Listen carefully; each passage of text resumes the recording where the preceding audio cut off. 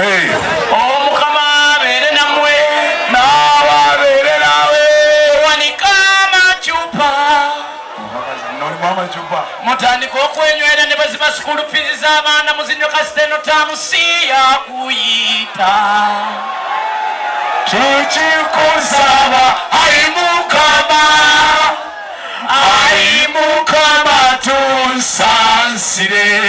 tusabire abakyala abazenga olwaleero oze kweteega. Amin. weetege nga weegendereza ajja kwetegera ku musajja nga musimi wa ttooyi. Ye mukulu. buli bw'omusaba eccupa ya bbiya nga ye abalafuuti. tukikusaba ayi mukama, ayi mukama tunsansire. ate abakyala bayiza amagezi. Ye mukulu. bw'amala okulya embizziwo emmamba agiridde atandise n'okufuuwa. omugamba maama leka akwate ku mugenzi byalimaana ng'olwo yeekyanga. tyati anko neesonyiwa n'omwezi gwakaboneka. tukikusaba ayi mukama, ayi mukama tunsansire. abakyala bw'oba okula omusajja munnange weegendereze ensi yafuuse ya bbeeyi. Amin. ettooke lyafuuse akatooke. Amin. muwogo yafuuse akabogo. Ye mukulu. kasooli yafuuse akasooli. ebijanjaalo yafuuse buru akajala. Owaayi pasita mangi otya nno ndyo essaawa eno olabye amaanyi engeri obudde gye batuwa amaanyi mangi. sona beni omulabye bano abasajja bamalayo wallahi azira tono omulabye bamaanyi. nze ku ssaawa eno ne bamala baŋŋamba nti epiki eyo pasita gogiwangudde. omanyi kyenkola nsooka kuyita abowuba bonna ne bamperekera paka ku poliisi. azogitwala ku poliisi. twala ku poliisi ewange bajja kuntugirawo.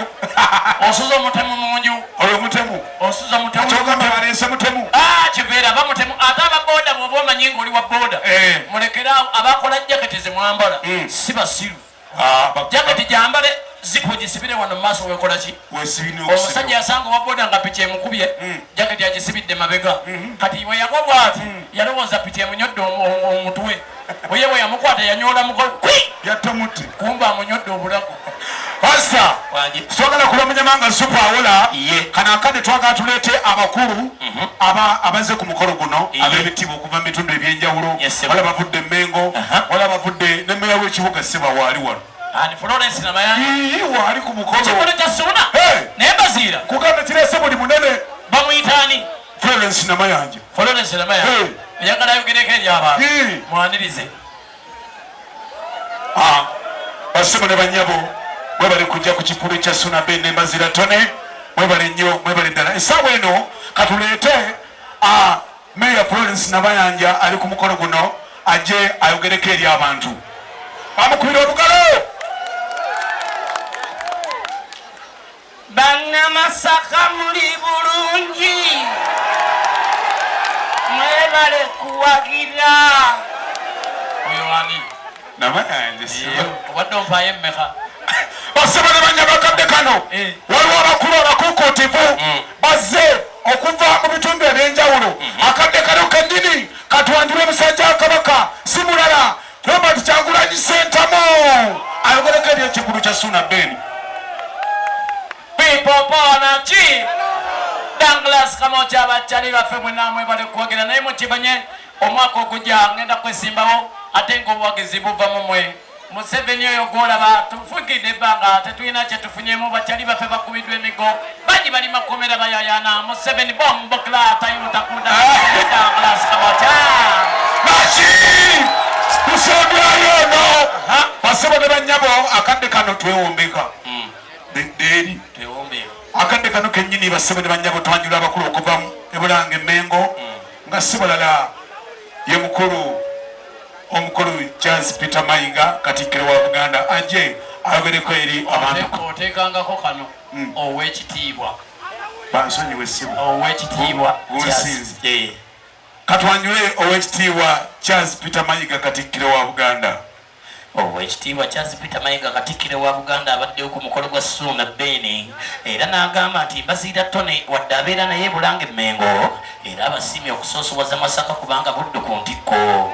Owekitiibwa Charles Peter Mayiga ayogedde bw'ati mu ddoboozi lye mama obukalonga jja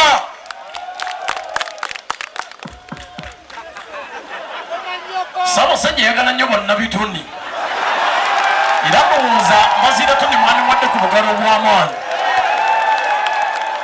okuzza Buganda ku ntikko tulina okuba abakozi era ndowooza abakozi ba boodabooda entambula yiyo mugenda kugiwangula n'olwekyo omulembe guno Ssaabasajja yakukwasa bavubuka naye nga ate temwerabira mukenenya abalya olina kugamba yambala akapiira gwe n'olowooza mbukondo mwe kuli ku mutima somo Ssaabasajja tasaana w'obugalaawo awangale Ssaabasajja naki kino kye tusembyayo genda kibuuza Dr. Kwef kibuuze Mary Hart kibuuze Kikolokomba kibuuze Kompias kibuuze na buli ali wano nemaswango ng'oli musajja ng'oyagala nnyo akantu kano naye oba oli awo n'ogamba nze atalina mukyala lwaki sigendako ku safaari lwaki sigendako wa ku safaari batundayo ki batundayo ki obayo enjobyobi Kikolokomba kubamu akafaananyi ng'ogenza okutemesa onasooka nagamba shoti ya 5